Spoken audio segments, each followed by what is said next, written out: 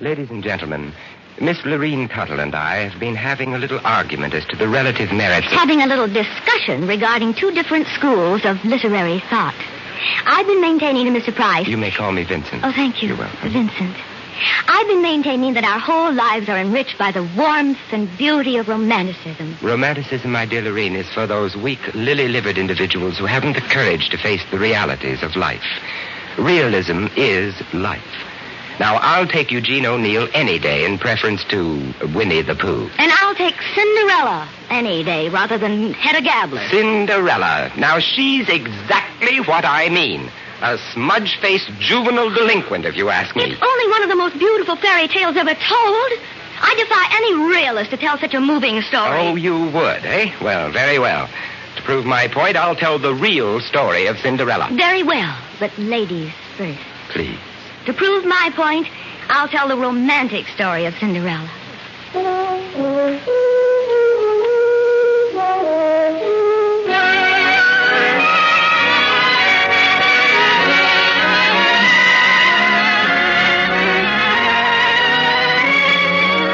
CBS Radio, a division of the Columbia Broadcasting System, and its 217 affiliated stations present the CBS Radio Workshop, dedicated to man's imagination, the theater of the mind.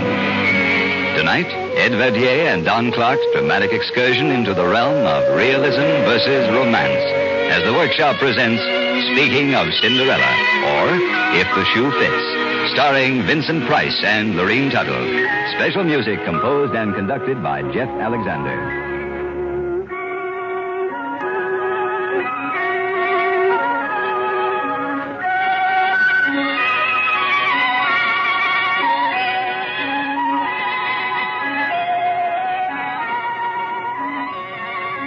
Vincent, are you listening?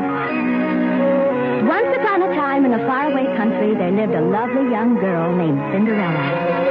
Unfortunately, she had a cruel stepmother and two stepsisters who were hard-hearted and ill-tempered. Poor Cinderella worked like a slave during the day, and in the evening she would sit alone in the chimney corner among the ashes.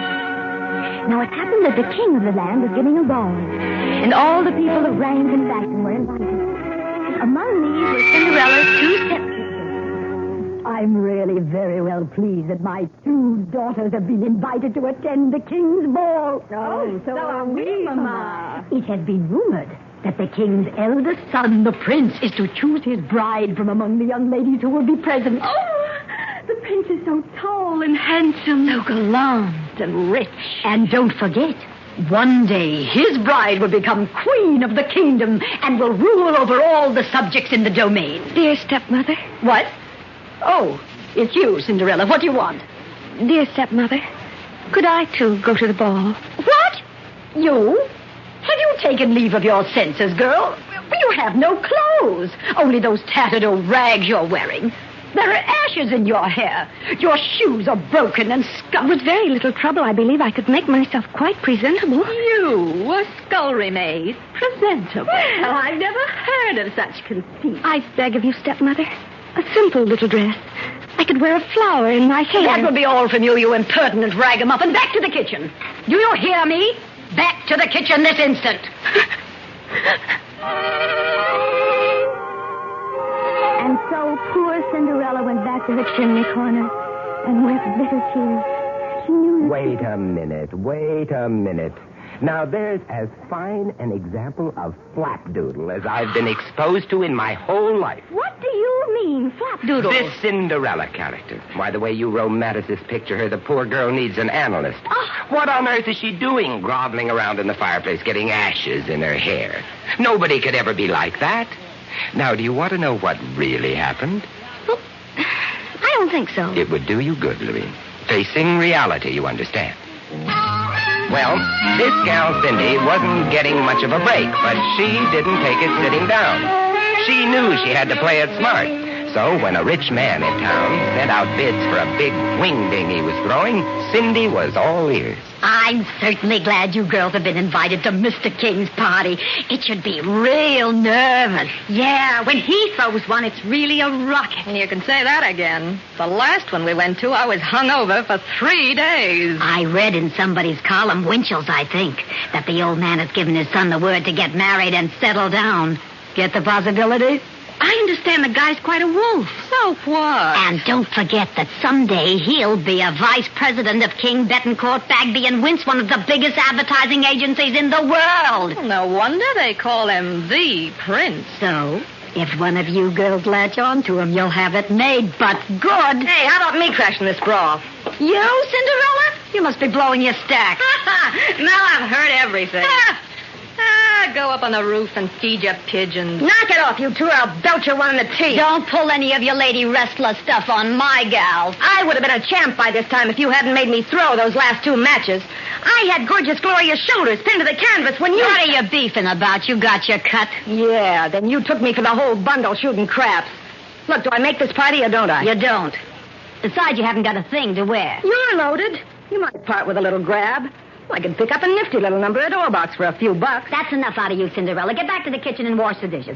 And get the dried egg yolk off the plates for a change. Don't give me that lift, that load, tote that bale routine. I got other plans. Cinderella, where are you going? Down to Lady J. Bunny.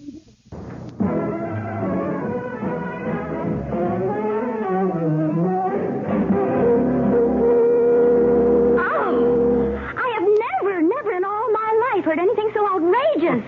Vincent, you should be ashamed of yourself.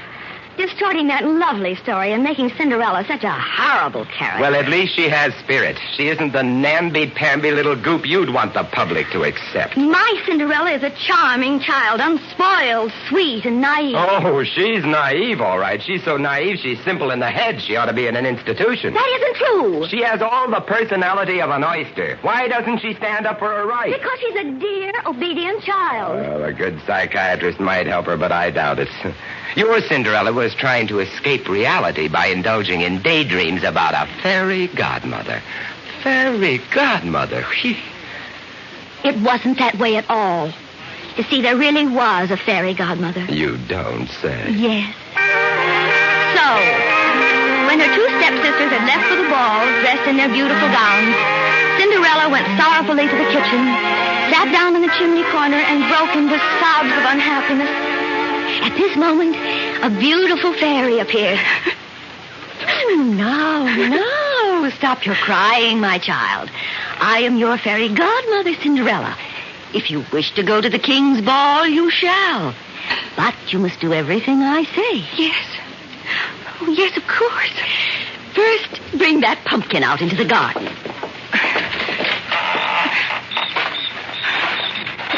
Where shall I put it? There, right there.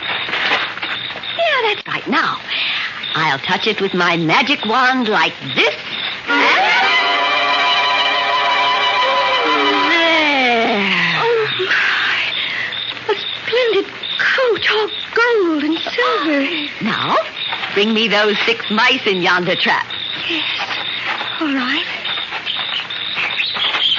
What shall I do with them? Just put them there, in front of the carriage. That's it. So, a touch of my wand and... 6 white horses with golden harness and red and blue ribbons in their manes. Fairy godmother, it's wonderful. Oh, well, my dear, is this not a fit equipage to take you to the king's ball? Indeed. Indeed it is, but I have no suitable gown. All I have are these tattered rags. Oh, yes. We'll soon take care of that. A white satin gown, covered with pearls and diamonds, and tiny slippers of glass, spun as fine as gossamer. How can I ever thank you, dear, dear fairy godmother? By being happy. But hear me. There is one condition. You must not remain at the ball after the clock strikes 12. If you do, your coach and horses will all return to their natural forms, and your fine gown will again turn to rags. Oh, I promise I'll leave the ball at the very first stroke of 12. Then off with you, my darling, and have a merry time. You've been so good to me. So very, very good. And so, in all her finery, Cinderella started off for the king's ball, looking more like a princess than anyone would be there. Cinderella was very happy. Oh, what stuff and nonsense. Really, in all my born days, Wasn't that enchanting, my dear? Enchanting? It was appalling. Appalling? Moreover, it doesn't make any sense. Cinderella's stepmother obviously has money. She thinks nothing of getting Dior and Adrian gowns for her daughters.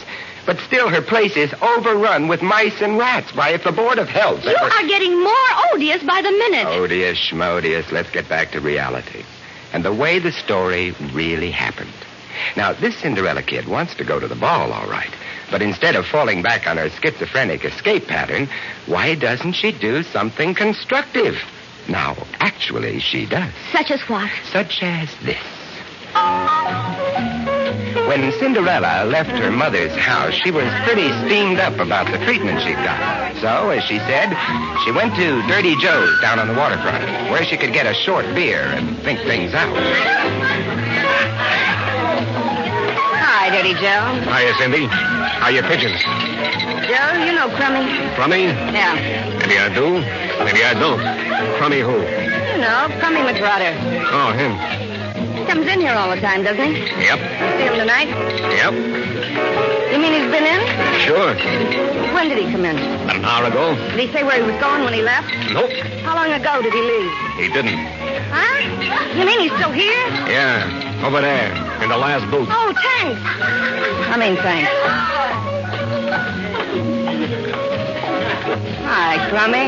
Hiya, bright girl. How's the pigeons?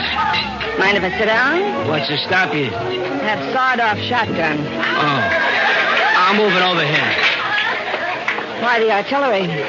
Things are tough on the water for right now, bright girl. The boss wants us band boys to play soft, sad music as a warning to the dock wallopers who ain't kicking in. Yeah. Who's the target for tonight? Guy by the name of Gus Gugelheimer plays a glockenspiel. You run out on us. And what's on your mind, bright girl? Oh, look, Crummy, I'm going to put it right on the line with you. I need some dough. Oh, sure. Who don't? I need a slick drape and I'm sorry, bright girl. You can't put the bite on me for nothing like that. I don't need much, Crummy. Just a couple of C notes. What do you think I am? Your fairy godmother or something? If you need some scratch, get it from your old lady. She wouldn't give me a dime. That's too bad. Now, the way I hear it, she keeps plenty of ice around the place. Hey, the wall safe. Crummy, you've got something there. You know how to crack a safe. You ain't just beating your gums, baby. I got 10 years in Alcatraz to prove it. All right, then. Now, here's what we'll do. Listen.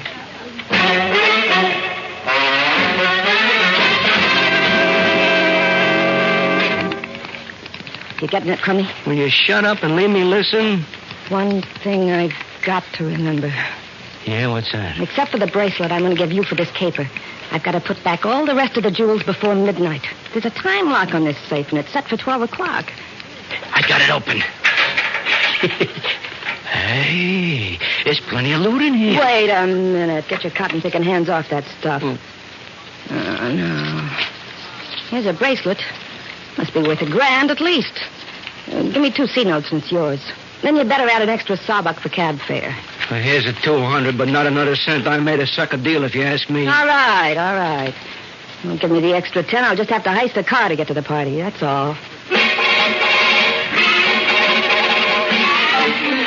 Code 3-768-W43798-HF22. Be on the lookout for a pumpkin yellow Cadillac convertible just stolen from the corner of 4th and Spruce Street. Repeating, code 3-768-W43798-HF22. You see what I mean? My Cinderella is a realist. She has spirits. Oh, really, Vincent? You know this whole thing is impossible. I don't quite agree with you. Your version of the Cinderella story is impossible. Mine is possible.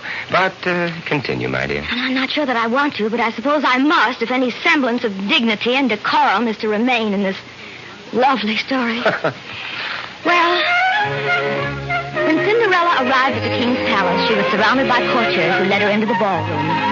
All eyes were directed toward her, for everyone was struck by her grace and beauty.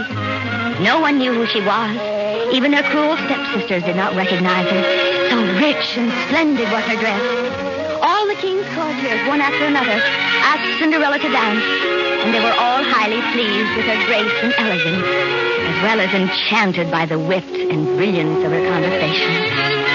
The prince himself arrived quite late. Seeing Cinderella, he so admired her appearance and manners, he immediately offered her his hand to the dance.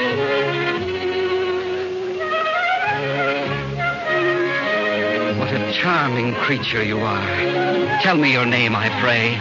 That I cannot do, sir. And please do not press me to tell it. I am sure you must be a princess from a distant kingdom. Prithee, what makes you say such a thing as that? No one but a princess could wear as magnificent a gown as yours, encrusted with precious gems and jewels. And no one but a princess could be so beautiful and so beguiling. You will turn my head with the sweetness of your words, my prince. And indeed... What is that? It is the tolling of the curfew bell.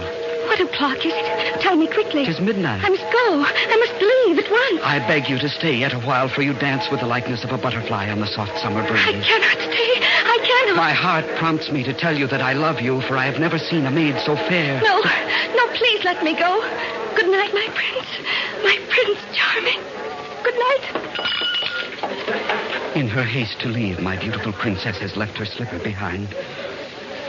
A slipper of glass spun as fine as gossamer. I vow I shall find my lovely princess if I must search all the kingdoms of the world, for I would make her my wife.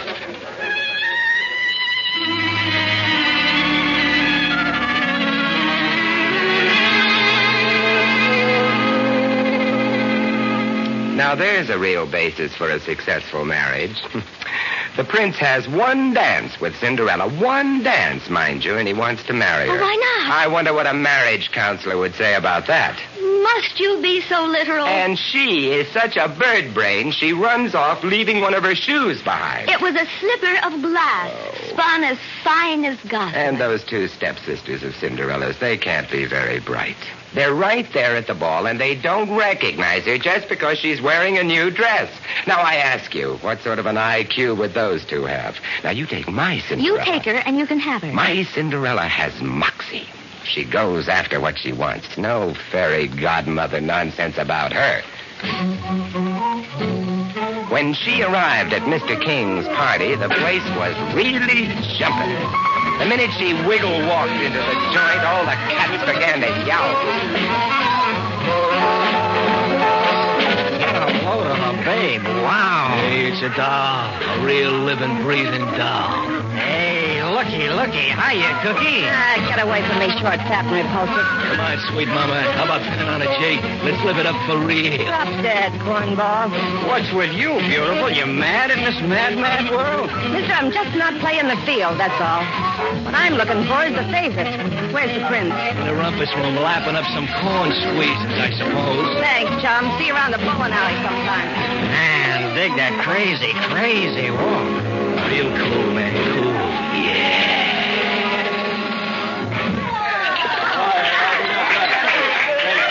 Well, hiya, babe. You the character they call the prince? That's right.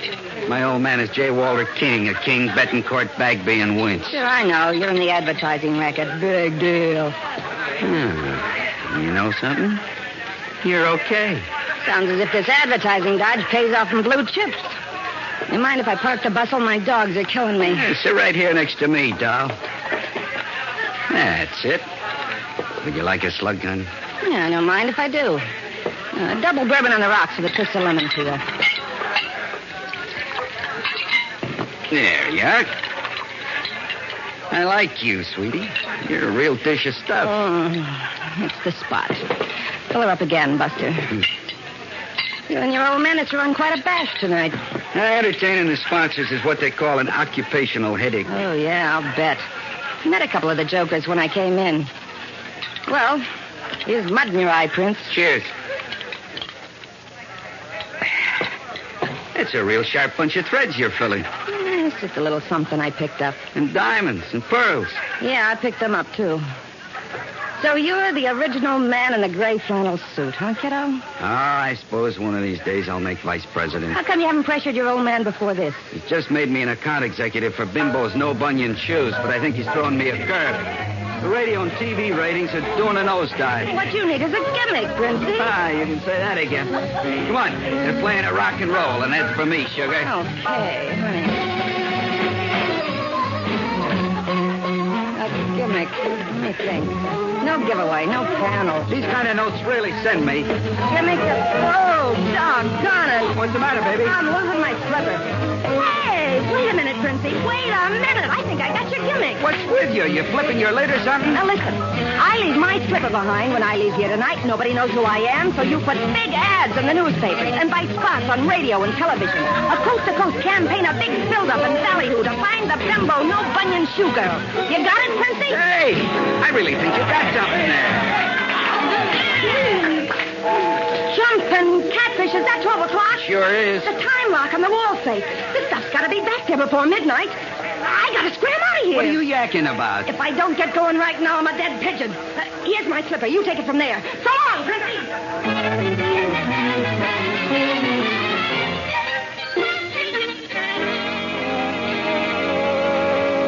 Do you see how competent and constructive my realistic Cinderella has turned out to be? She's scheming and conniving and actually dishonest. Oh. She stole her stepmother's jewelry. Oh, nonsense. She only borrowed it for a little while. She's hurrying home right now to put it back in the wall safe. How about the bracelet she gave to Connie? Don't you worry about my girl. She's ingenious. She'll find some way of getting around that. She's an uncouth, unprincipled creature. Well, at least she isn't inane and innocuous like your girl. But please, go on with your story. Thank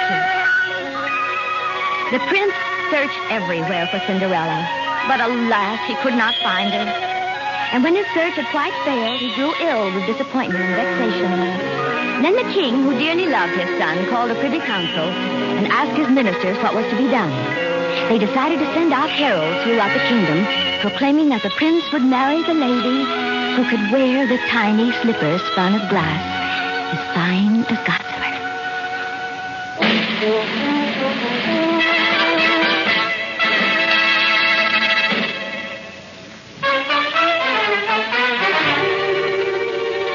The slipper does not fit you, my lady. Dear, I'm so disappointed, Prince. Let me try, sister.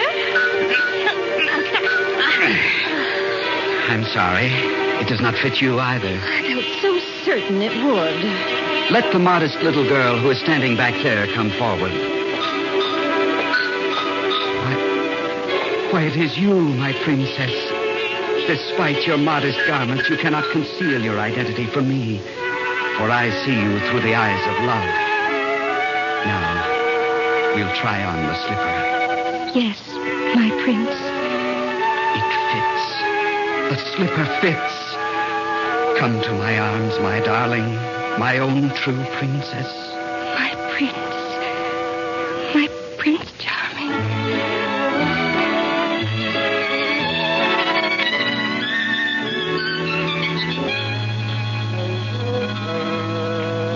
And so they were married and lived happily ever afterwards. Now, wasn't that a sweet and lovely story? To be perfectly frank with you, Lorene, I found it rather dull and pedestrian. Oh, Vincent. Well, in my version, there is action and excitement. My Cinderella is real and colorful. And I suppose your story has a sordid ending like so many realistic stories. She probably went to the penitentiary and the advertising man was sent to the Chicago office. No, Lorene, not at all, not at all. Listen. This is your newscaster, Thomas Lowe. The search for the Bimbo No Bunion Shoe Girl continues. She has been reported seen in St. Louis, Altoona, and Tibet. Cinderella, turn off that radio. There are rumors that... I'm sick to death of hearing about that Bimbo No Bunion Shoe Girl. That's all you read about in the newspapers, all you hear on the radio, all you see on the television, and that singing commercial. Where is the Bimbo girl and who is she with the no bunion shoe? Bunion shoe. Driving me nuts. Keep your hair on, kids. It'll be all over tomorrow.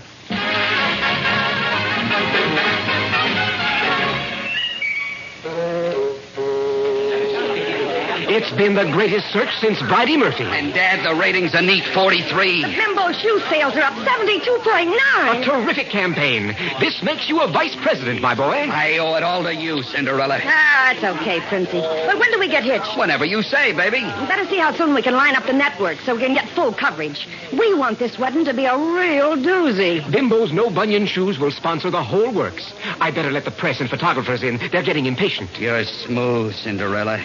Real frantic smooth. Oh, and Princey, you're the most.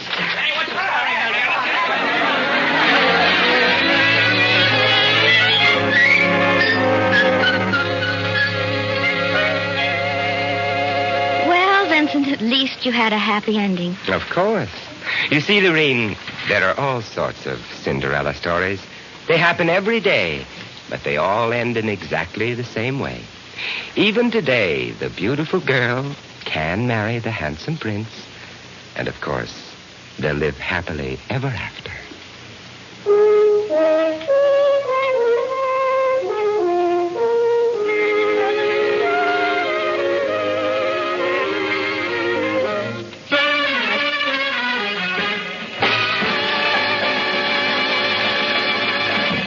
Tonight, the CBS Radio Workshop has presented Speaking of Cinderella, starring Vincent Price and Lorene Tuttle, and directed by Don Clark. Original script by Ed Verdier and Don Clark. The cast included Virginia Gregg, Jeanette Nolan, Louise Arthur, Jean Bates, Vic Perrin, Irene Tedrow, Harry Bartell, Sam Edwards, Peter Leeds, Jack Crucian, and Byron Kane. Original music for tonight's program was composed and conducted by Jeff Alexander. The CBS Radio Workshop is produced in Hollywood by William Frug.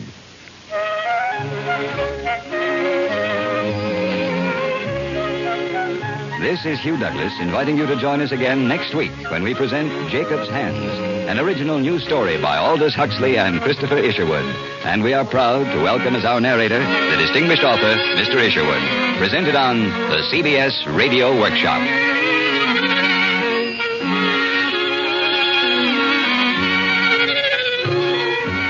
Sunday, over most of these same stations, the New York Philharmonic Symphony will be heard playing the Brahms Piano Concerto No. 1 in D minor, with Guido Cantelli conducting and Rudolph Tirpushny as soloist.